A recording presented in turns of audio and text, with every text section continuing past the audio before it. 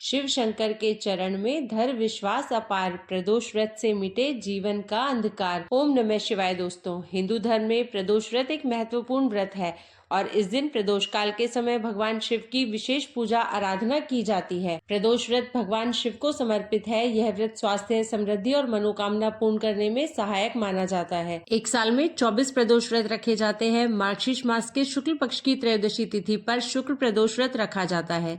शुक्रवार के दिन पड़ने के कारण इसे शुक्र प्रदोष व्रत कहा जाता है। आज यानी 13 दिसंबर 2024 को शुक्र प्रदोष व्रत रखा जा रहा है। इस कथा का पाठ किए बिना शुक्र प्रदोष व्रत अधूरा माना जाता है। एकादशी के समान ही हिंदू धर्म में प्रदोष व्रत का बड़ा ही महत्व माना गया है। हर माह से कृष्ण और शुक्ल पक्ष की त्रयोदशी तिथि पर प्रदोष व्रत रखा जाता है। प्रदोष व्रत देवों के देव कहे जाने वाले भगवान शिव को समर्पित होता है।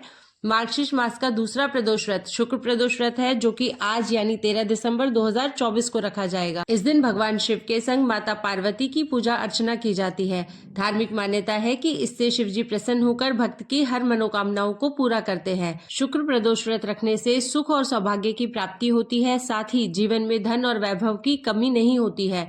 प्रदोष व्रत पर शाम के समय यानी प्रदोष काल में शिव जी की पूजा करना बहुत उत्तम माना जाता है। इस काल में शिव जी की पूजा करने से साधक को व्रत का पूर्ण फल प्राप्त होता है। लेकिन शुक्र प्रदोष व्रत इस कथा के बिना अधूरा माना जाता है।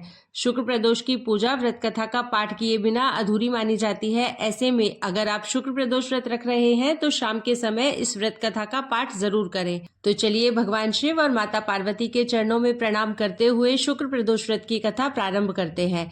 पुराने समय में एक नगर में 3 मित्र रहते थे, जिनमें बहुत ही गहरी दोस्ती थी। उसमें एक राजा का पुत्र, दूसरा एक ब्राह्मण का और तीसरा एक सेठ का पुत्र था। राजा और ब्राह्मण के पुत्र का विवाह हो चुका था, लेकिन सेठ के पुत्र की शादी के बाद कोई गौना नहीं हुआ था। एक दिन तीनों दोस्त मिलकर स्त्रियों पर बहस कर रहे थे।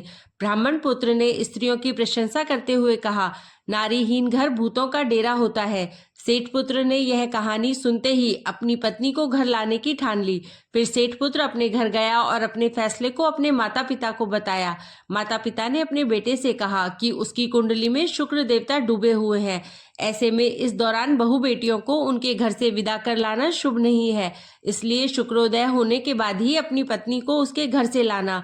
लेकिन अपनी जिद के चलते सेठ पुत्र टस से मस नहीं हुआ और अपनी ससुराल जा पहुंचा। उसकी इच्छा सास ससुर को मालूम हुई। सास ससुर ने भी उसे समझाने की कोशिश की, लेकिन वह नहीं माना। इसलिए उन्हें अपनी कन्या को उसके साथ विदा करना ही पड़ा। ससुराल से विदा होकर दोनों पति पत्नी बाहर निकले ही थे कि उनकी बैलगाड़ी का पहिया टूट गया और एक बैल की टांग टूट गई। पत्नी को भी बहुत चोट आई। सेठ पुत्र ने आगे बढ़ने की कोशिश की और तभी रास्ते में उन्हें डाकुओं ने घेर लिया और सभी सामान लूट लिया। सेठ का पुत्र अपनी पत्नी के साथ रोता पीटता अपने घर पहुंचा। इसके बाद घर पहुंचते ही उसे जाते ही सांप ने डस लिया। उसके पिता ने डॉक्टरों को बुलाया और उसे देखने के बाद डॉक्टरों ने कहा कि आपका पुत्र 3 दिन में मर जाएगा। इस बारे में ब्राह्मण पुत्र को पता चला तो वह सेठ पुत्र से मिलने पहुंचा। उसने सेठ से कहा कि आप अपने लड़के को पत्नी के साथ बहू के घर वापस भेज दो। ब्राह्मण पुत्र ने कहा कि आपका पुत्र अपनी पत्नी को शुक्रास्त में विदा कर लाया है, इसलिए ये सभी बाधाएं आई है। ऐसे में अगर वह वापस वहां पहुंच जाएगा तो बच जाएगा।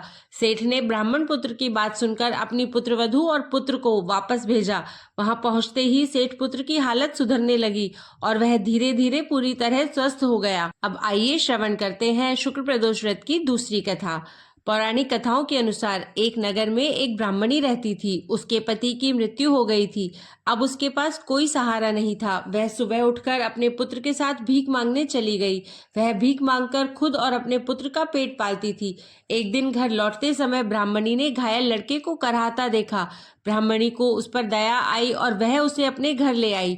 वह लड़का विदर्भ का राजकुमार था। शत्रु सैनिकों ने उसके राज्य पर आक्रमण करके उसके पिता को जेल में डाल दिया था और पूरे राज्य को अपने हाथ में ले लिया था। इसलिए वह बार बार मारा मारा फिर रहा था।